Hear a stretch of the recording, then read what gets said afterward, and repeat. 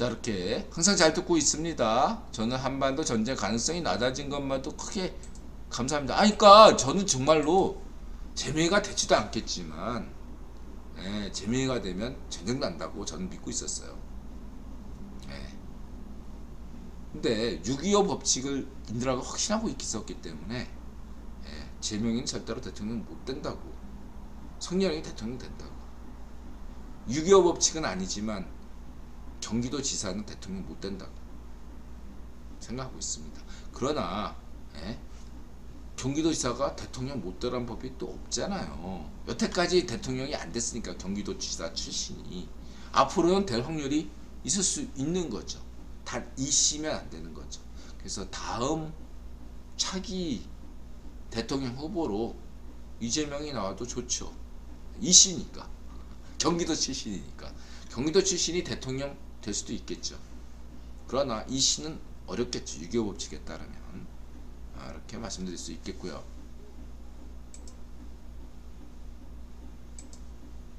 다음에 또 제명이가 나오면 좋겠죠.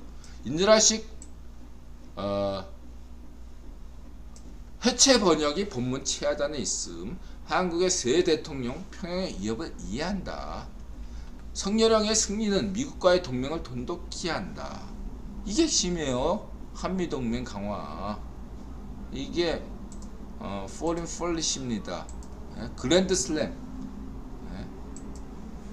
말로 홈런, 헤드트릭을 기록한 거죠.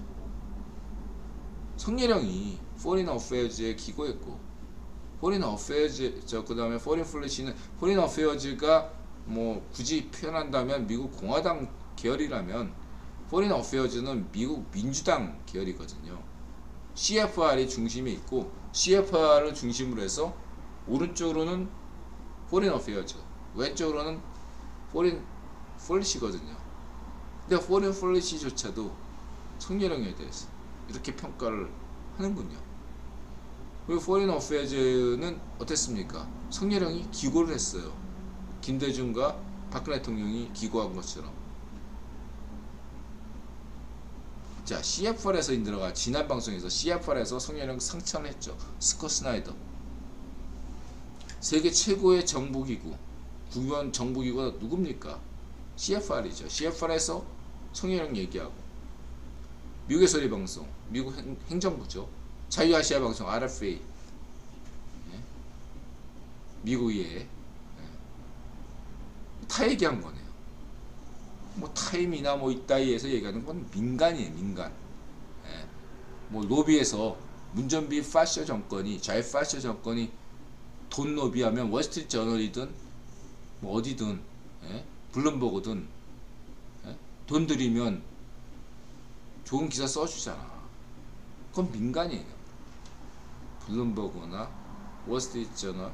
그렇다고 이 나라 무시하지 않습니다. 민간 언론이라 그래서 무시하지 않지만 월스트리트 저널, 타임즈, 뭐 워싱턴 포스트, 뭐 뉴욕 타임즈 무시하지 않아요. 특히 뉴욕 타임즈 무시하지 않습니다.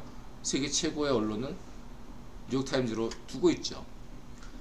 하지만 거기는 민간이에요.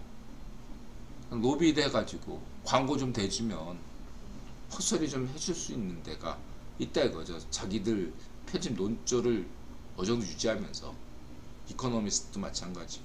그러나 CFR이나 Foreign Affairs하고 Foreign Policy는 달라요. 이 점만 기억하시기 바랍니다.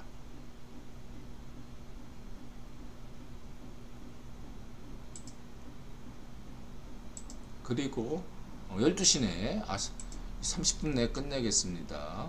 그래서 읽어보세요. CFR 미의회 조사국, 의회 조사국에서도 얘기했죠. 미의회 조사국이 굉장히 중요한 데입니다. 여러분 참고하시고요. 뭐 음모론 같은 거 주장하는 사람들은 이런 미의회 조사국 이런 거 관심도 없더라고. Foreign Policy, Foreign Affairs, 미국의 소리 방송, RFA 이런 거 음모론에서 얘기합니까? 전혀 얘기 안 해. 인드라면 얘기하지. 자, 그래서 작년 최우수 선수가 바이든형이고 올해 최우수 선수는 성렬형이다. 그 다음에 성렬형이 더 까다로운 상대라고 보는 일본 교수 타베빠 제명이가 차라리 더 낫다. 이 키무라칸 교수가, 자, 키무라칸 교수가 그동안에 인드라가 계속 강조했던 얘기를 하고 있잖아요. 아베빠 입장에서, 반미 아베빠 입장에서는 문전비가 낫다, 이재명이 낫다, 여태까지 강조했잖아요. 트아베빠, 반미 아베빠, 7시간 세월호, 문해춘추, 일본의 우에파쇼 언론인 문해춘추, 그 다음에 산케이, 이런 입장에서는 박근혜 대통령, 박정희 대통령, 윤석열이 부담스러운 겁니다. 차라리 문전비가 반쪽 노면이 대통령 되는 게 100번 나은 게 반미 아베빠 입장이고 트아베빠 입장이라고 인드라가 1000번 만번 강조했습니다. 그걸 키무라칸이 적나라하게 얘기를 하는 거죠. 이게 외교가에서 인드라의 얘기가 아니라 외교가의 상식이에요, 여러분. 국민들, 한국인들만, 세계화가 안 된 한국인들만, 무식한 한국인들만, 국뽕에 쩔은 한국인들만 이거를 모를 따름이죠. 국뽕에 쩔어가지고 이재명 찍은 애들만 모르는 거죠. 반일 파시즘에 쩔은, 자기가 파시스트라는 거를 망각한 애들만 이 엄혹한 현실을 모르거나 알면서도 외면하는 거죠. 인지부조화 때문에. 바로 문전비의 자해파쇼가, 이재명 자해파쇼가 반미 아베빠를 이롭게 한다는 거를 여러분 다 알잖아요. 문전비 빠나 이재명 빠만 모르는 거죠. 알면서도 외면하는 거죠. 자신들 이익을 위해서. 누구죠? 그 서울시장에 나온 걔처럼 도쿄의 아파트, 명품 아파트 가지고 있는 애들, 이권이 있는 애들, 일본에, 한국에서는 반이라고, 일본에 가서는 국내용입니다, 이렇게 떠드는 애들이 반쪽 민주당 아닙니까? 국내용입니다. 그런 애들만 국내용으로 반이라는 반일 파시즘을 하는 거죠. 겉으로는 반이라고 속으로는 스시에 이렇게 일본 양주 먹고, 이런 애들이 해골천처럼. 그게 반일 파시즘의 정치 아니겠습니까, 여러분? 애비가 일제시절에 밀정이었는데 독립군이라고 우기는 반쪽 희선, 이런 애들이 반쪽 미당의 정치 아닙니까? 이거를 잊지 마시기 바랍니다.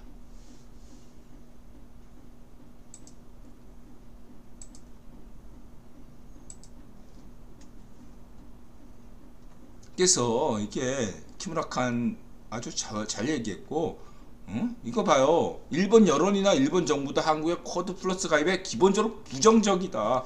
이 얘기 인드라가 100번 얘기했잖아. 한미 동맹에서 한국이 미국과 직접적으로 친해지면 중간에서 일본이 말하자면 중간에서 이문 떼먹는 유통이 있는데 직접 거래하면, 직거래하면, 한국과 미국이 직거래하면 중간에 있던 일본의 이익이 줄어들잖아요. 당연히 여러분 상식적으로 생각해 보세요. 근데 그거를 문전비나 이재명이가 막아주는 거야. 직거래 한미 간에 못하게. 이거를 내가 80년대 운동권에서 절감했어요. 그 당시 80년대 때 반일 정서가 강했어요. 반일 정서가. 왜냐하면은 그 당시에 박정희 대통령이 그렇게 반일을 강조했거든. 그래서 다들 반일 의식이 강했다고요. 그거를 무마시키려고 조선일보가 어떻게 얘기할 정도냐면 반일을 할 게 아니라 극일을 하자 이런 식으로 얘기했던 게 조선일보였거든요. 그때 이 좌파쇼들이 어떻게 했는지 아십니까? 예, 인드라 같은 반일의식이 투철한 사람들한테 뭐라고 세뇌시켰냐면 예, 반일은 전술이다. 전략은 뭐냐? 반미다. 반미가 우선이냐? 반일이 우선이냐? 이거를 딱 문제 제기하는 거야. 폼나잖아. 반미가 먼저야. 그쵸? 반미가 먼저예요. 그쵸? 그러면 반일은 전술에 불과해. 당신의 반일 정신은 그렇게 중요하지가 않아요. 않아지게 되는 거야. 이게 어떤 의미가 되는지 놀라운 정도로 역할이 어떻게 되냐면, 첫 번째로 김구 선생은 아무것도 아니야. 반일 투사지만 김구는 반미였냐? 아니다. 반쪽 일성은 반미였지만 김구 선생은 반미가 아니다. 이승만 대통령은 반일 항일 투사였지만 반미가 아니다. 전술로서는 반일이지만 전략에서 반미가 아니기 때문에 둘 다 결국은 친일파다. 조마지 선생이 북한에서 처형당했죠. 항일 투사 조마지 선생이 왜 그렇게 당했습니까? 친미였기 때문이죠. 네? 남로당파들이 왜 북한에서 다 숙청한 명분이 뭐죠? 친미파다. 반미가 아니다.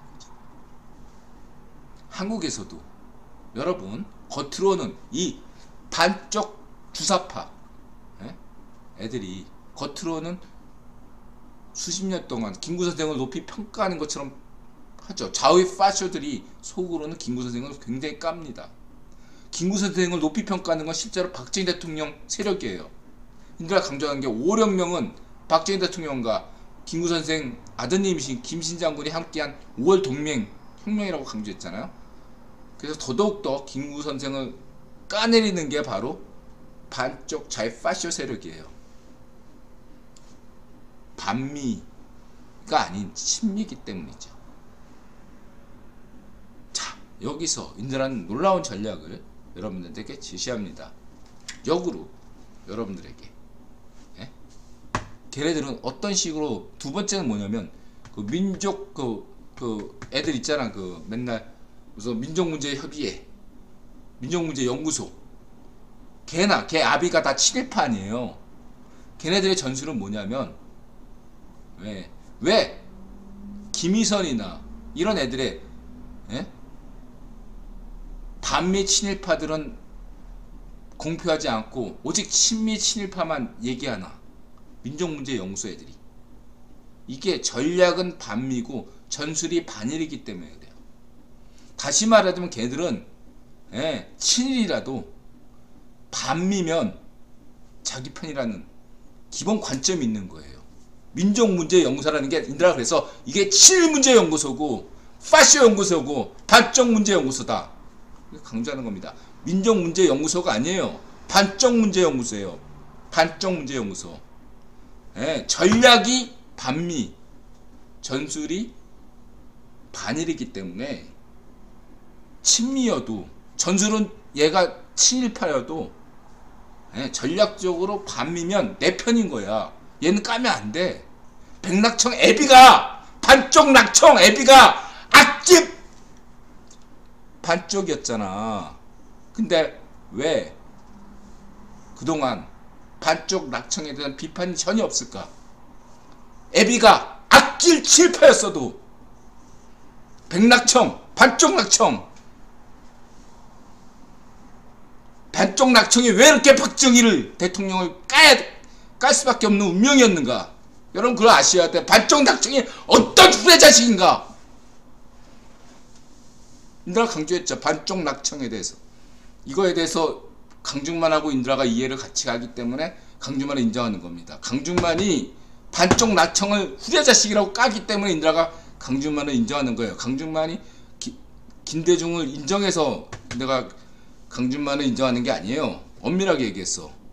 반쪽 낙청을 깔 줄 아는 사람이 대한민국에 강준만이라는 언론학자가 있었기 때문에 인드라가 강준만을 인정하는 겁니다. 반쪽 낙청 잊지 마세요. 그래서 인드라가 제안하는 거예요. 친미. 인드라도 일본 독립운동가 유관순 김구 선생 존경하잖아요. 그런 관점을 간지하면서 우리는 이 반미 전략, 친일 전술, 이러한 어떤 민족문제연구소, 반쪽문제연구소에 대항해서, 이런 파쇼 세력에 대항해서 우리 자유화 세력은 어떻게 해야 되는가? 친미. 이런 관점을, 친미라는 전략을 최우선 가치는 친미다. 반중이 전략이 돼서는 안 된다고 인드라가 강조했죠. 반일도 전략이 돼서는 안 돼요. 친미가 전략이다. 친미라는 전략 속에서 친일과 반일을 구별하고 때로는 우리가 친일파여도 포용할 수 있어야 된다. 친미, 친일 이런 관점을 분명히 해야 된다. 이런 얘기를 하고 싶어요. 그렇다고 해서 저쪽이 전략은 반미, 전술은 친일, 이쪽은 인드라는 전략은 친미, 전술은 뭐 친일, 뭐 이렇게 한미의 삼각 동맹 뭐 다른 게 없지 않냐? 똑같은 놈들 아니야? 다르다고 인드라가 강조하겠습니다. 미래가 있어요. 저들에게는 미래가 없습니다. 북한의 현실처럼 미래가 없어요. 인드라가 여러분들 제시하는 이러한 전략은 친미, 전술은 친일, 이쪽으로 가는 것은 미래가 있습니다. 과거를 무작정 포용하지 말자고 인드라가 강조하잖아. 그래서 지금 인드라가 그런 것 중에 하나가 뭐죠? 저쪽은 자주강자 파시즘론을 강조하잖아. 경제론에서. 이쪽은 식민지 근대화론. 인드라가 둘 다 부정하잖아요. 저쪽에 자주경제 파시즘론, 거기가 반미 친일 노선이거든요. 이쪽 식민지 근대화론은 반미 친일 노선이에요. 이것도 둘 다 반미예요. 식민지 근대화론이나 자주경제론 모두가 반미 노선이에요. 그래서 인드라가 반대하는 겁니다.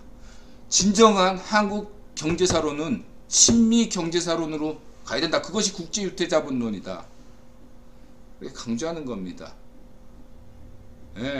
식민지 근대화론도 알고 보면 반미예요. 제가 볼 때 저 자주경제 파시즘도 반미지만 둘 다 친일이고, 겉보기에만 자주경제 파시즘론이 겉보기에만 일제 수탈론 어쩌고 하면서 반일 내세우지 내용은 친일이에요.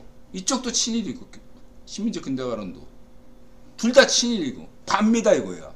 이것을 근본적으로 바뀌는 경제 사관은 뭐냐? 국제유태자본론이고 1970년대부터 박정희 대통령에 의해 수행한 한국 경제론이, 한국의 자본주의는 1970년대부터 시작됐고 51% 데이비 록펠러, 49% 박정희 대통령에 시작된 게 한국의 자본주의 시작이다. 이것이 반쪽 이성이나 반쪽 정일도 인정했다. 한국 자본주의는 1970년대부터 시작했다.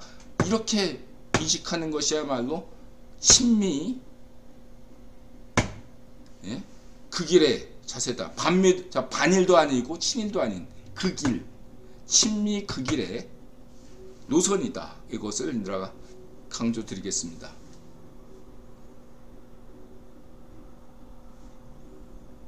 김민훈이 어서오세요. 자, 여러분 잊지 마십시오. 그래서 인드라가 강조하는 게 그렇다고 해서 이 큐무라칸 이 교수에게 100% 공감하는 건 아닙니다. 마지막에 이런 게 일본과 한국이 똑같아졌다. 한국 역시 이번 대통령 선거를 보면서 큐무라칸이 좋은 얘기했어요. 뭐라고 얘기했냐면 일본처럼 꿈을 이룬 거 아니냐. 이미 선진국에 도달한 거 아니냐. 꿈이 없다는 얘기죠. 그래서 이렇게 얘기했는데 인드라는 그거에 대해서 키무라칸과 동의하지 않습니다. 인드라가 이 키무라칸 교수나 일본 지식인들에게, 전세계 지식인들에게 이렇게 얘기하고 있습니다. 대한민국에는 꿈이 있습니다. 아직 배가 고픕니다. 세계화라는 목표가 있다고 인드라가 얘기하고 있습니다. 일본은 세계화를 포기했죠.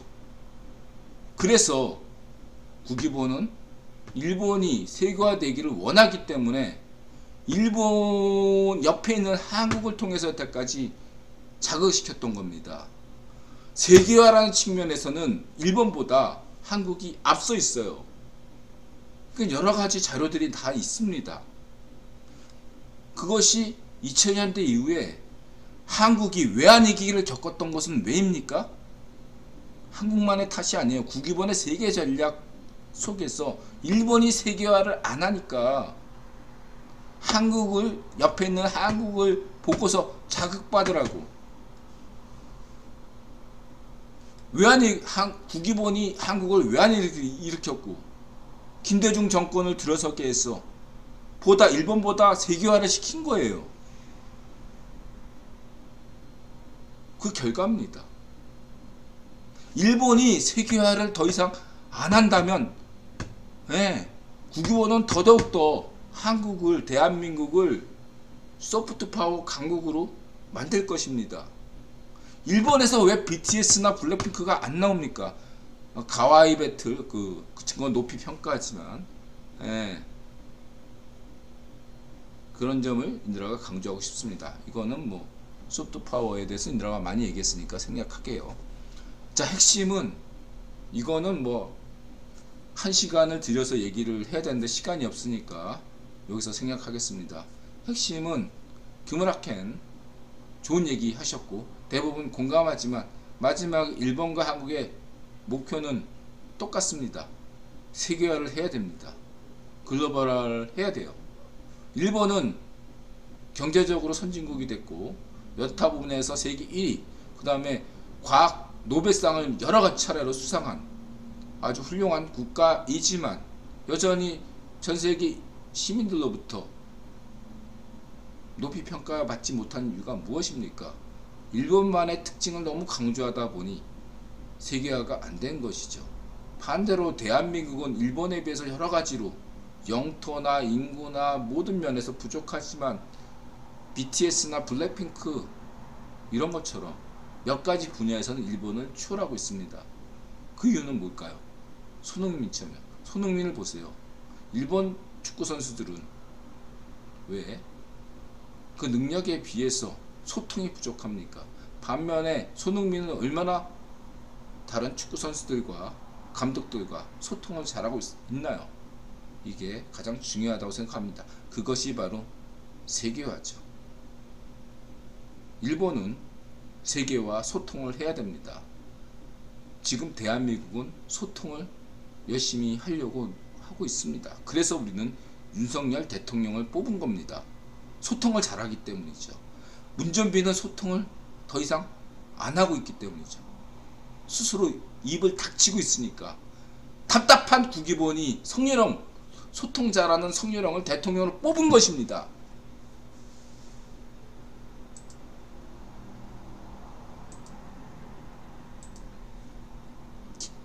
기시다도 잊지 마시기 바랍니다. 성렬형의 교훈을. 그래서 인드라가 여기서 포퓰리즘 정부라고 얘기했죠. 이거는 이제 인드라가 강조했듯이 CFR이나 여러 가지 그 자료들을 그동안 꾸준하게 거의 뭐 매일같이 읽지는 않더라도 일주일마다 한 번씩 CFR 자료들을 검토한 사람들이라면 이 포퓰리즘이라는 정의, 개념에 대해서 잘 이해할 것이라고 생각합니다. 그래서 성렬형에 대해서 포퓰리즘이라고 하는 거에 대해서 너무 거부감 없이 받을 필요는 없습니다. 제명이가 돼도 포퓰리즘 정권이라고 했을 것이고 성렬형이 대통령 돼도 마찬가지로 포퓰리즘입니다. 여기서 이 포퓰리즘이라는 것은 위험이 있다라는 거죠. 여기서 중요한 것은 뭐냐면 인드라가 강조하고 싶은 것은 성렬형한테 있는 포퓰리즘은 뭐죠? 지금 40, 50대가 가지고 있는 포퓰리즘이죠. 40, 50대 지금 성렬형은 소위 말하는 60년대생 아닙니까? 이 60년대생이 가지는 포퓰리즘, 인드라도 60년대생입니다. 베이비붐 세대고 60년대생이고 지금 현재 대한민국 60년대 40, 50대가 가지고 있는 이 기성세대가 가지고 있는 문제가 뭐죠? 이 포퓰리즘의 정체가 뭡니까? 세 가지로 인드라는 요약하게 씁니다. 전 세계에서 이렇게 얘기하는 사람은 인드라밖에 없죠. 첫 번째, 광주 지연이죠. 광주 80년 광주로 인해서 그로 인해서 여러 가지 지연이 발생했습니다. 이 지연을 혁파해야 되겠죠. 대표적인 분이 김영환이죠. 광주 민주화운동 배지를 떼어줬죠. 그리고 그 사건은 뭐죠?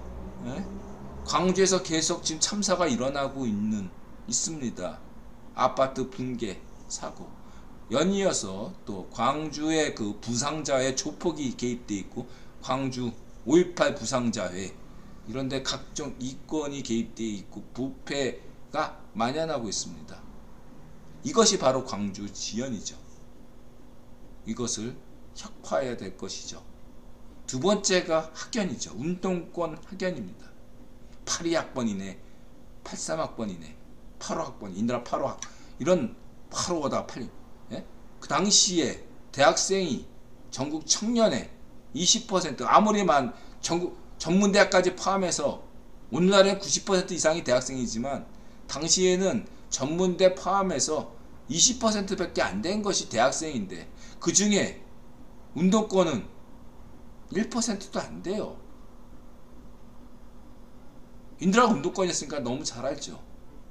거기다가 서울대, 연고대, 뭐 전남대, 뭐 이런 애들 해봐야 얼마나 돼, 쪽수가. 얘들이 다 해먹어. 이 운동권을 혁파해야 될 거 아니야. 이게 민주화야. 이게 민주화 파시즘이라니까. 아까 그건 광주 파시즘, 광주 지연 파시즘. 두 번째는 운동권 파시즘, 운동권 학연 파시즘을 타파라. 이게 포퓰리즘이다. 세 번째가 뭐죠? 반일 파시즘이다. 혈연. 반일 혈연 파시즘. 아까 인드라 얘기했죠. 반중도 좋지만 반중은 전술이어야지 전략이 되면 안 됩니다. 그래서 인드라 친미 반중이어야지, 반중 친미는 파시즘이다. 이렇게 강조하는 거예요. 반일도 파시즘이고 반중이 전략이면 파시즘인 겁니다. 반일 파시즘. 그래서 세계화라는 게 뭐죠? 포퓰리즘을 극복하는 것입니다. 세계화가, 우리가 세계화로 가자는 것은 뭐죠? 포퓰리즘을 극복하는 거예요. 포퓰리즘을 극복하려면 세 가지 과제가 있는 겁니다. 뭐죠? 광주 파시즘, 광주 지연 파시즘을 혁파라, 타파라. 민주화 파시즘, 민주화 학연 파시즘을 타파하고 자유화의 길로 가자. 학벌 없는 세상으로 가자. 그 다음에 반일 파시즘, 반일 혈연 파시즘을 극복하고 국제주의로 가자. 이 세 가지를 극복하는 게 성리령이 쉽겠습니까? 어려운 과제죠. 인드라 볼 때는 성리령이 이 과제를 시작하는 거지 완수하지는 못할 거라고 봅니다. 하지만 우리에겐 떨어진 미션이 있는 거예요. 우리는 이제 미션 끝났다 이렇게 생각하는 게 키무라 케네 교수의 견해지만, 인드라는 이제 시작이다. 인드라는 이제 대한민국은 세계화로 가야 된다. 그게 통일이에요. 세계에 없는 통일은 의미가 없다. 내가 강조하겠습니다. 국유원이 바라지 않아요. 세계화가 안 된 통일은 절대 국유원 허가 못해요. 세계화를 이루지 못한 대한민국 시민들은 결코 통일을 해서는 안 되는 족속인 겁니다. 세계화가 된 대한민국 시민이야만이 통일할 자격이 있는 겁니다. 아무나 통일하는 게 아니야. 이렇게 강조하겠습니다.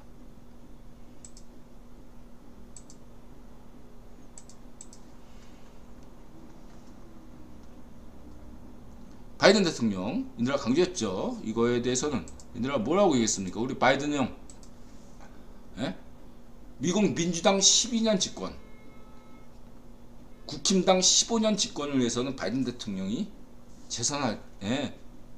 중간선거에서 아까 석패하시고 재선에서는 나서지 않는다. 중간선거에 실패하고 바이든 대통령이 연루하시니까, 그래서 다른 민주당 후보가 나서서 미국 민주당 12년 대권의 꿈을 꾸셨으면 좋겠다. 이렇게 강조했죠, 인드라가.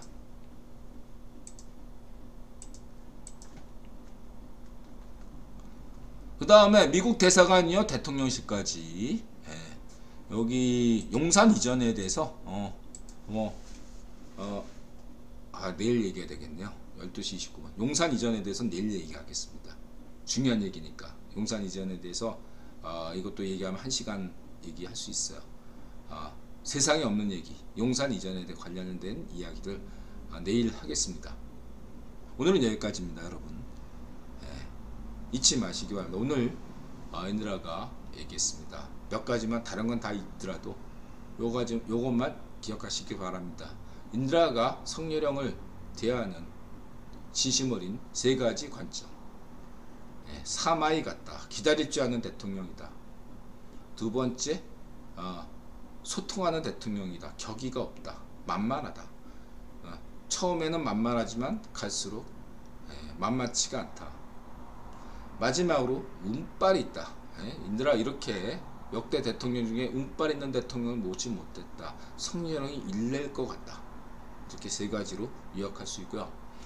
그 다음에 인드라가 성녀령의 과제로서 성녀령이 이뤄내지 못할 걸로 보지만 국유본이 기대하는 미션 3가지는 광주 지연 파시즘을 극복하라.